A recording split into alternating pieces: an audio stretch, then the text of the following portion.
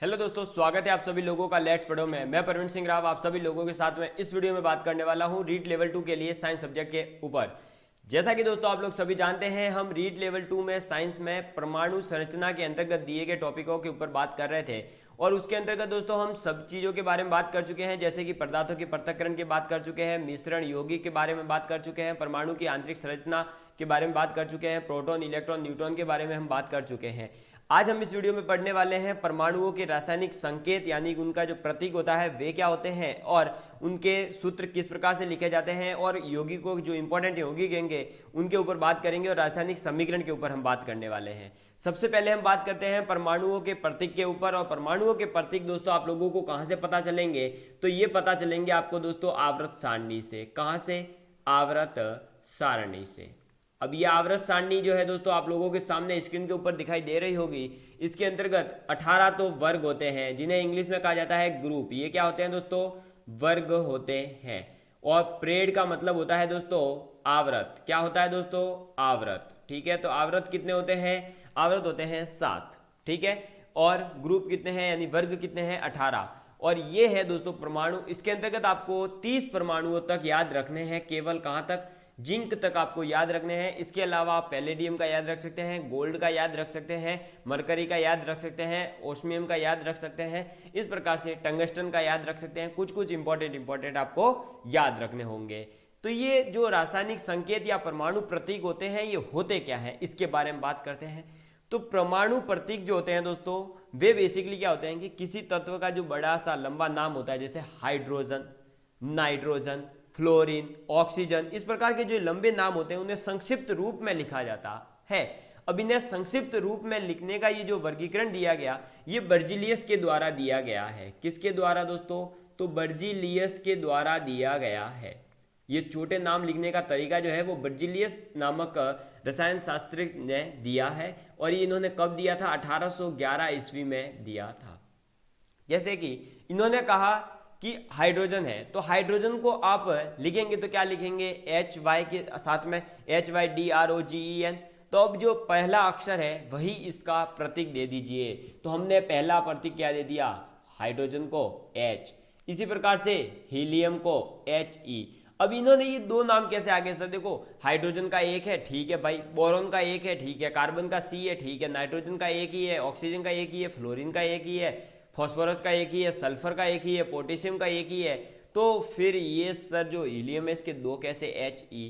तो हीलियम के दो इसलिए होते हैं दोस्तों क्योंकि क्या होता है, जैसे देखो अब हाइड्रोजन और हीलियम, हाइड्रोजन और हीलियम, ये पूरी चीजें मैं थ्योरी में आगे बताने वाला हूं, अभी हम केवल इस डायग्राम को समझ रहे हैं। ठीक है, तो देखो हाइड्रोजन और हीलियम दोनों की स्पेलिंग किससे स्टार्ट होगी दोस्तों? H से। अब बताओ मैं किसको तो H से हाइड्रोजन रिप्रेजेंट करूं और किस समय में उसको हीलियम कहूं। तो ये बात हमारे को आसानी हो सके, हम ये समझ सके कि ये हीलियम है, ये हाइड्रोजन है। इसलिए इन्होंने कहा बर्जीलियस जी ने कि भाई साहब आप एक पे एक तो अक्षर पहला तो लेना ही लेना है और वो कैपिटल ही लिखना है। सेकंड, उसका जो भी प्रधान अक्षर है उसको आप ले लीजिए और उसको जो है आप छोटे अक्षरों में यानी स्मॉल लेटर्स में लिख दीजिए। जैसे कि देखिए भाई, हीलियम में क्या लगा दिया हमने? ई लगा दिया। ठीक है, इसी प्रकार से लिथियम में हमने क्या लगा दिया? आई लगा दिया। बेरिलियम में ई लगा दिया। ऐसे ही एल्यूमिनियम में Al लिख दिया। ठीक है, सिलिकॉन में Si लिख दिया। फिर हमारे कैल्शियम में Ca लिख दिया, स्केडियम में Sc लिख दिया, क्रोमियम में Cr लिख दिया, मैग्नीज में Mn लिख दिया। ठीक है, जिंक में Zn लिख दिया। इस प्रकार से। ठीक है सर, ये बात भी समझ में आई। लेकिन सर जो गोल्ड होता है उसे तो हम लिखते हैं तो भाई क्या है? गोल्ड ही लिखते हैं, GOLD यानी सोना, गोल्ड। तब उस गोल्ड का दोस्तों संकेत जो है वो U क्यों होता है सर? तो देखो भाई, इसके लिए इन्होंने तीसरा नियम दिया। तो पहला नियम तो क्या दिया था कि जो भी नाम है उसका हाइड्रोजन, नाइट्रोजन, उसका पहला अक्षर ले लीजिए। अगर दो का सेम होता है तो आप क्या करेंगे? उसका सेकंड प्रधान अक्षर जो है वो ले लीजिए। तीसरी चीज इन्होंने एक और कही कि जब आप लोगों को मिक्स होता दिखे या एक एक जैसे नाम देखने को मिल रहे हो तब आप क्या करोगे? उनके दोस्तों लैटिन नामों के आधार पर उनका नाम दीजिए। अब लैटिन नामों के आधार पर कैसे? तो देखिए दोस्तों, सोडियम सबसे पहला एग्जाम्पल जो आवर्त सारणी में आया था वह सोडियम था। सोडियम है, सोडियम को लिखते क्या है Na, जबकि सोडियम है तो इसका तो SO होना चाहिए था सोडियम के हिसाब से, तो ये Na क्यों लिखते हैं? तो सोडियम को Na इसलिए लिखा जाता है क्योंकि इसका लैटिन भाषा में नाम होता है नेट्रियम। सोडियम को हम क्या कहते हैं दोस्तों? नेट्रियम। क्या कहते हैं? नेट्रियम कहते हैं। तो इसलिए इसका नाम दिया गया है Na। ठीक है, इसी प्रकार से सोडियम के बाद में हमने तांबा, जिसे हम कहते हैं क्यूप्रस, और वो होता है Cu, जबकि ये तो तांबा होता है तो भाई हमने इसका ये नाम दे दिया Cu से। तो ये इसका इसलिए क्योंकि इसका लैटिन नाम होता है क्यूप्रस या क्यूप्रम। ठीक है, क्योंकि इसकी दो संयोजकता होती है, एक +2 एक +3, तो उसके लिए +2 के लिए हम क्यूप्रम कहते हैं, +3 के लिए क्यूप्रस कहते हैं। ठीक है, पोटेशियम, अब पोटेशियम का दोस्तों P से स्टार्ट होना चाहिए, जबकि हम इसे लिखते हैं K से। तो इसे K से इसलिए लिखते हैं क्योंकि इसका रासायनिक नाम जो लैटिन भाषा में है वो क्या है? तो केलियम है। इसका रासायनिक नाम क्या है लैटिन भाषा में?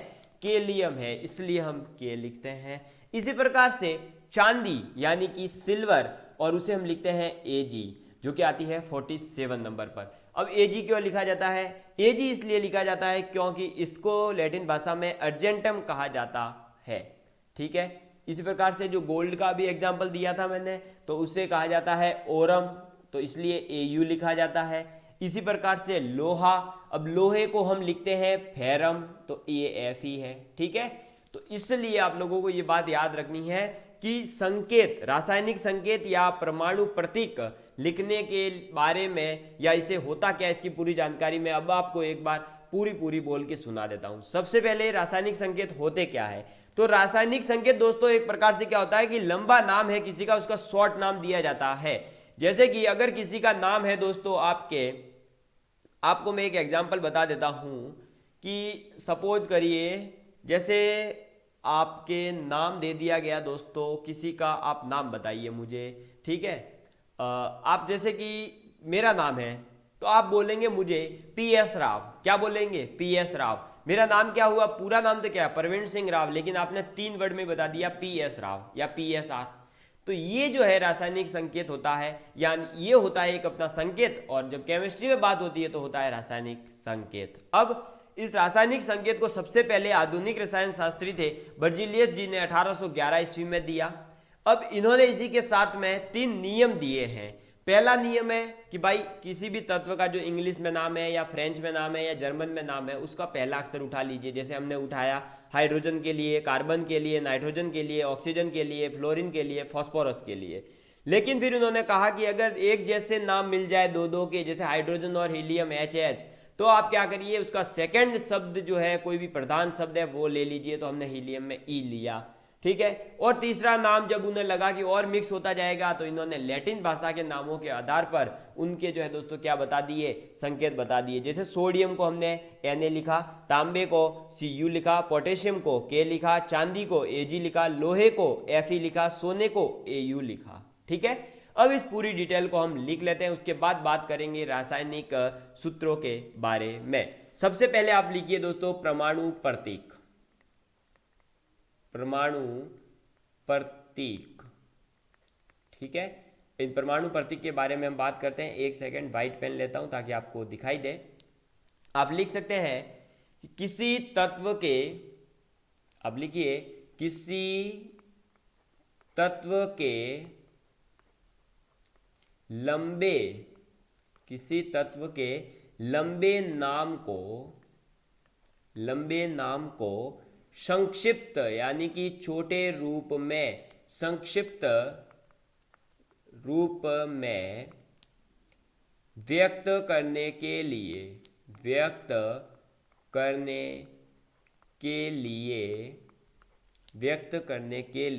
प्रयुक्त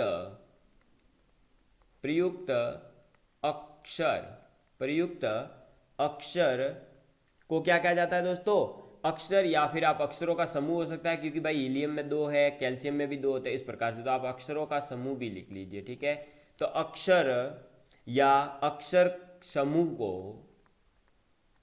समूह को परमाणु प्रतीक या रासायनिक संकेत कहते हैं। ठीक है, तो रासायनिक संकेत कहते हैं। ये बात आपको याद रखनी है कि रासायनिक संकेत या परमाणु प्रतीक क्या होते हैं, तो किसी तत्व के लंबे नाम को संक्षिप्त रूप में लिखना, ठीक है।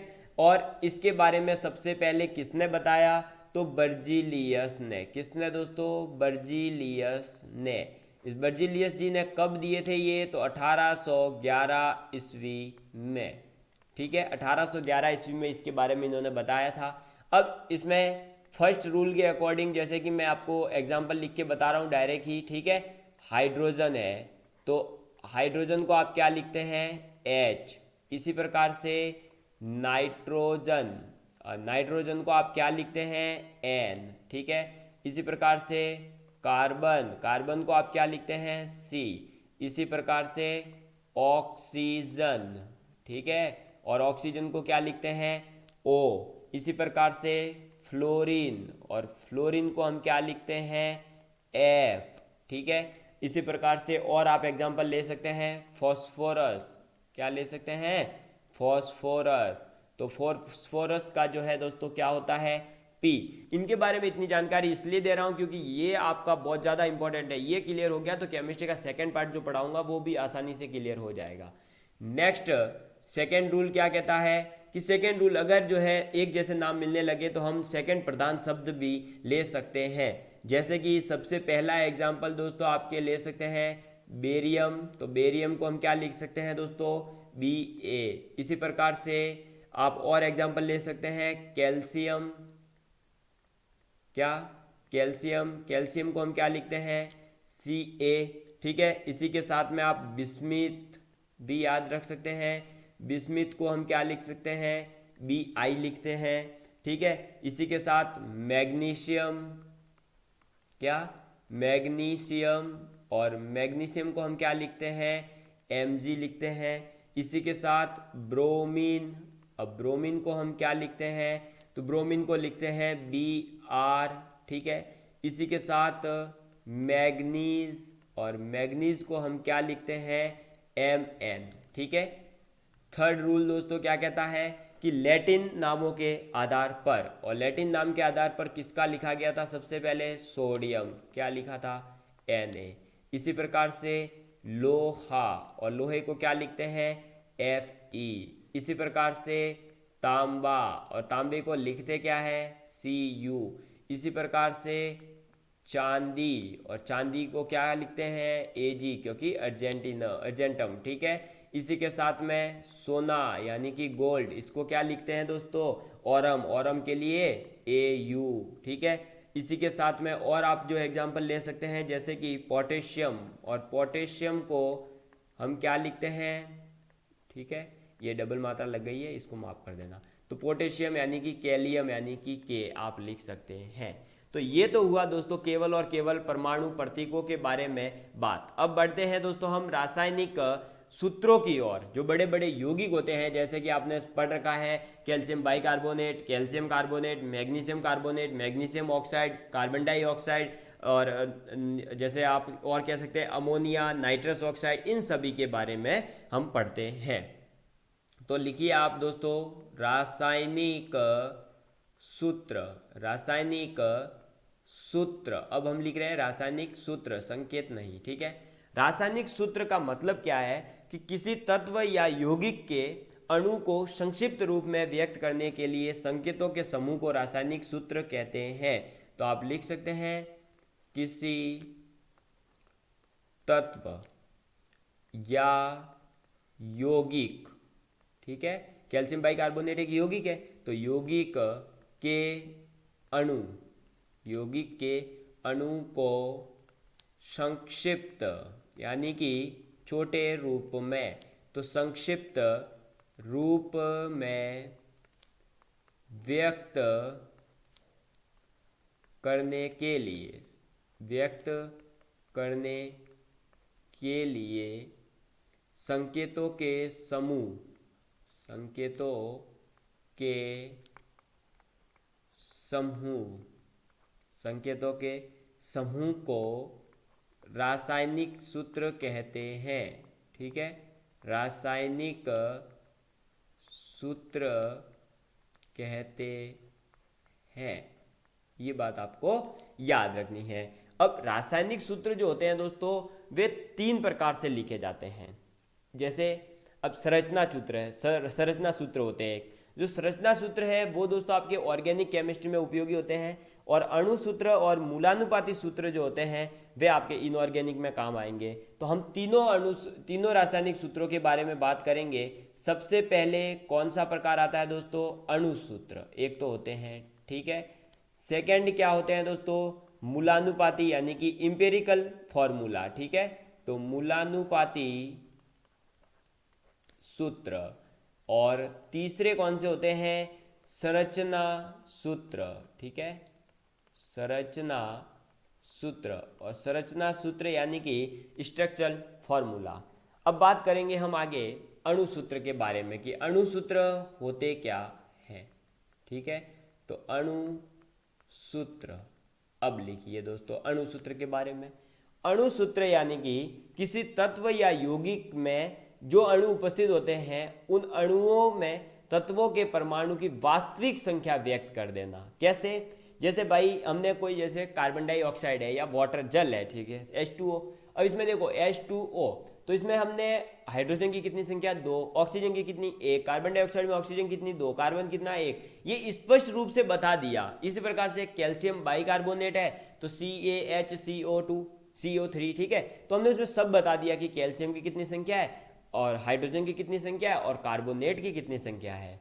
उसे तो कहा जाता है अणु सूत्र। तो आप लिख लीजिए कि किसी तत्व या यौगिक के अणु में उपस्थित तत्वों के परमाणुओं की वास्तविक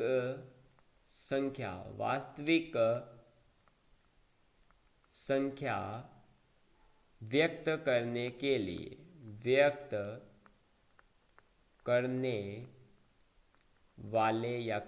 लिए जो सूत्र लिखा जाता है, करने वाले सूत्र को तत्व या यौगिक का अणु सूत्र कहते हैं। क्या कहते हैं? अणु सूत्र कहते हैं, ठीक है। ये बात आप याद रखिएगा। अब बात करते हैं दोस्तों इसके एग्जाम्पल को लेकर के चलते हैं ताकि आपको और अच्छे से समझ आए। तो देखिए H2O, ये क्या है दोस्तों? आपके जल है।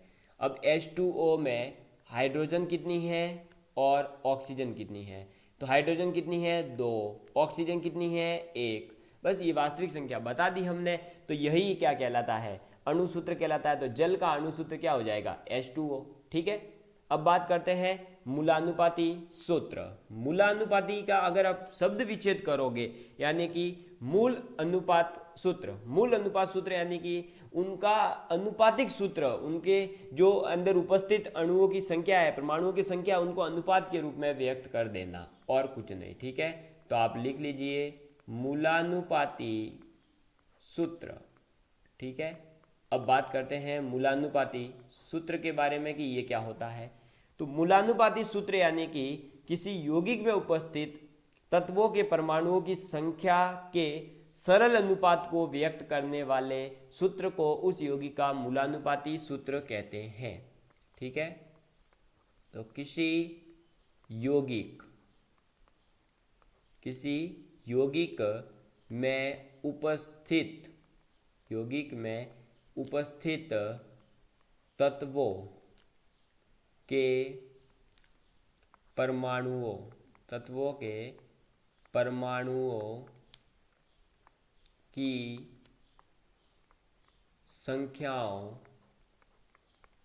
के परमाणुओं की संख्याओं के सरल अनुपात को व्यक्त करने वाले सूत्र को उस यौगिक का मूलानुपाती सूत्र कहा जाता है। मूलानुपाती सूत्र कहते हैं। ठीक है, क्या कहते हैं? मूलानुपाती सूत्र कहते हैं। अब इसमें भी उदाहरण ले लेते हैं। तो देखिए दोस्तों, उदाहरण, अब उदाहरण के रूप में तो आप ले लेते हैं, सपोज करिए एथेन लेते हैं हम। क्या लेते हैं? एथेन। एथेन का सूत्र होता है C6H6। क्या होता है? C6H6।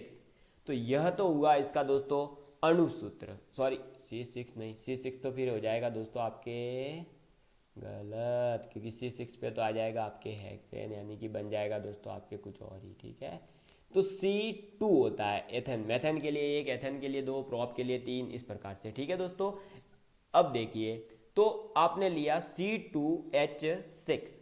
C2H6, क्योंकि C6 तो क्या बन जाएगा? बेंजीन बन जाएगा। ठीक है, किसी का डाउट हो तो भाई सुन लेना। C2H6। अब इसमें क्या हो रहा है? देखो, 2 तो है दोस्तों कार्बन, और हाइड्रोजन कितने हैं? 6। अगर हम इसे अनुपात में बांटें तो क्या आएगा?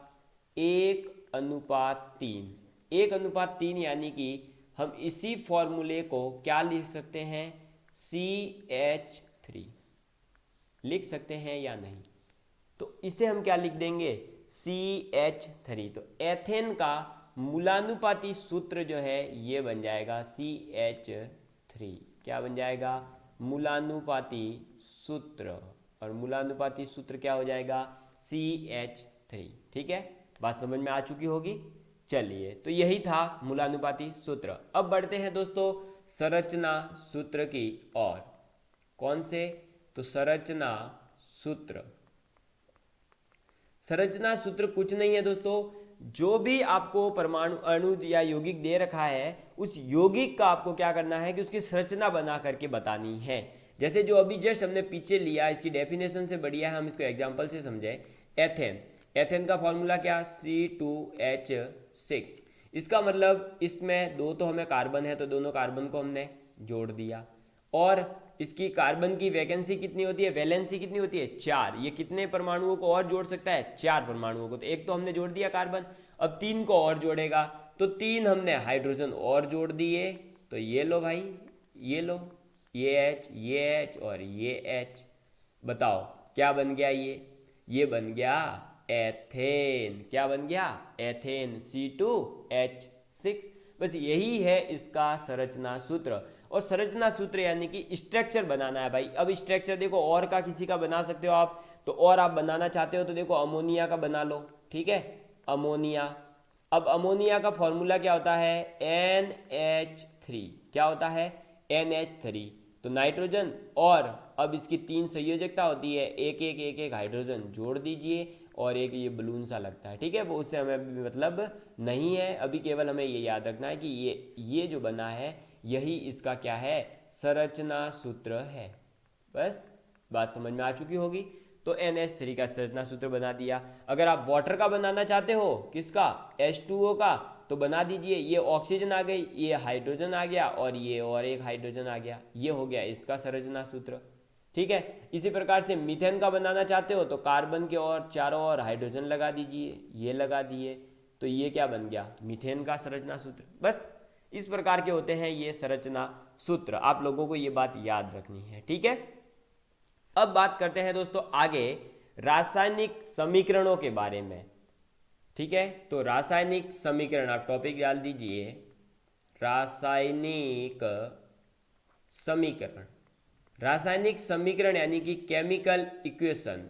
और केमिकल इक्वेशन का मतलब क्या है? बेसिकली कोई नहीं, आपको केवल ये बात याद रखनी है कि रासायनिक संकेत और जो अणुसूत्र होते हैं उनकी सहायता से जब हम एक समीकरण का निर्माण करते हैं तो समीकरण को ही रासायनिक समीकरण कहते हैं। जैसे कि अगर देखो, रासायनिक समीकरण का मतलब क्या है? देखो, कार्बन और हम करवा रहे हैं ऑक्सीजन की रिएक्शन। किसकी?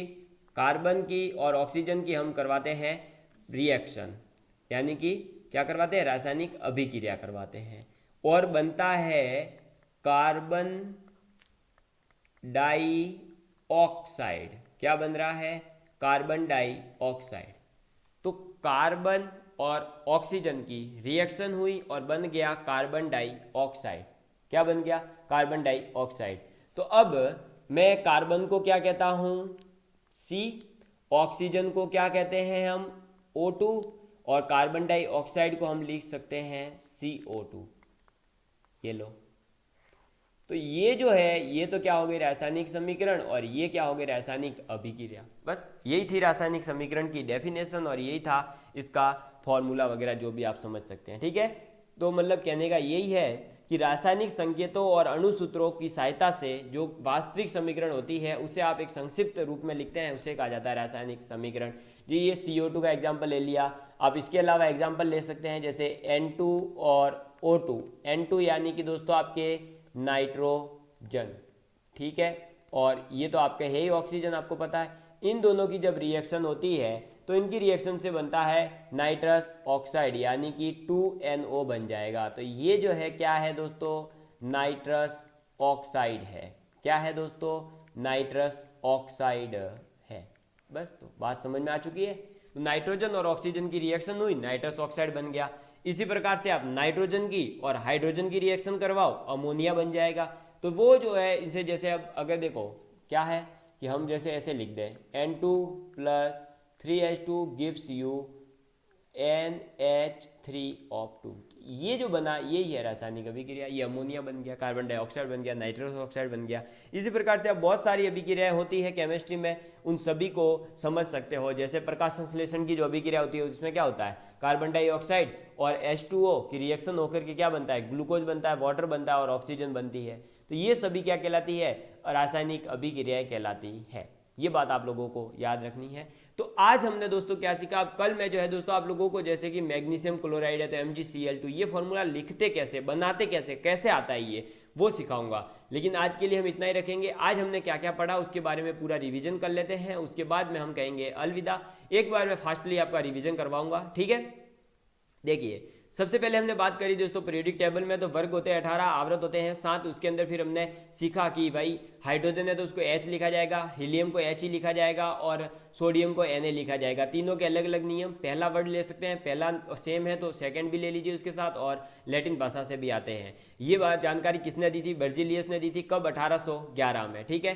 फिर हमने बात करी परमाणु प्रतीक क्या होते हैं, तो किसी भी तत्व का जो लंबा नाम है उसे संक्षिप्त रूप में व्यक्त करना ही क्या कहलाता है, परमाणु प्रतीक कहलाता है। और यह किसके द्वारा कहे गए थे, बर्जिलियस जी के द्वारा 1811 ईस्वी में। जैसे हाइड्रोजन का H, नाइट्रोजन का N, कार्बन का C, ऑक्सीजन का O, फ्लोरीन का F, फास्फोरस का P, ये सभी, ठीक है।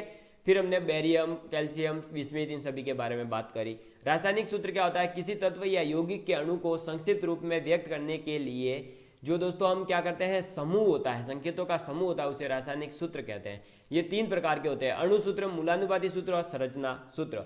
अणु सूत्र यानी कि डायरेक्टली वास्तविक फॉर्मूला लिख देना, जो जो उसमें इंक्लूड है उन सभी का वास्तविक फॉर्मूला लिख करके बताना और उनकी वास्तविक संख्या व्यक्त करना।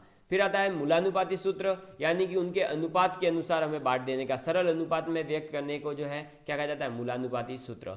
संरचना सूत्र क्या होता है, संरचना बना देने की, जैसे एथेन की है, आपकी वाटर की है, NH3 अमोनिया की है, इस प्रकार से मीथेन की है, ठीक है। रासायनिक अभिक्रिया क्या होती है, तो आप लोगों को मैंने बताया कि रासायनिक अभिक्रिया से तात्पर्य केवल इतना ही है, या रासायनिक समीकरण जो लिखी जाती है वो कैसे लिखी जाती है, तो रासायनिक अभिक्रिया में उपयुक्त सभी तत्वों और अणुओं की संक्षिप्त रूप में लिख करके व्यक्त करना ही रासायनिक समीकरण कहलाती है। जैसे कार्बन और ऑक्सीजन को लिख दिया C और O2 और उनकी रिएक्शन करवाई, कार्बन डाइऑक्साइड CO2 बन गया, ठीक है। चलिए दोस्तों आज के लिए इतना ही, मिलते हैं नेक्स्ट क्लास में। वीडियो अच्छा लगा हो तो लाइक, शेयर एंड सब्सक्राइब करना बिल्कुल मत भूलिएगा।